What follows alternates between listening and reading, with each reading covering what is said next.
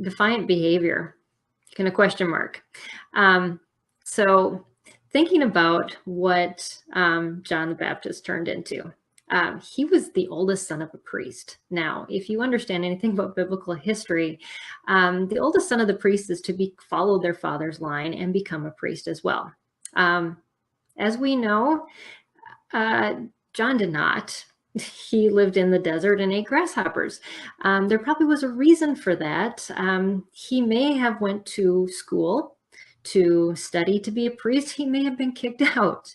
How much of us have been in that place and had a child who just didn't fit in? And Zacharias probably dealt with trying to advocate for his child who didn't always follow the protocols as he should.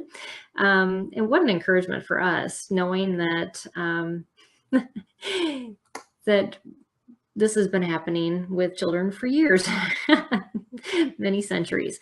And instead, Zacharias, I'm sure, just kept reminding himself of the promise that God made, that this child was chosen and that he was going to do some pretty awesome things. So the question I had for myself when I thought about this angle of Zacharias' story is, do you struggle with saying no to socially acceptable practices or rites of passage that we are told our children have to be part of? When really, do they? Is it okay to say no to these things? And in the end, are we thinking about our obedience to God or our obedience to the world? And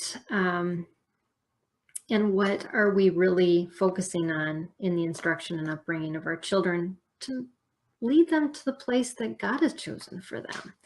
And so that was just a really big encouragement, again, from Zacharias' life about how we can be more settled in how we approach our children who are unique, more so than most.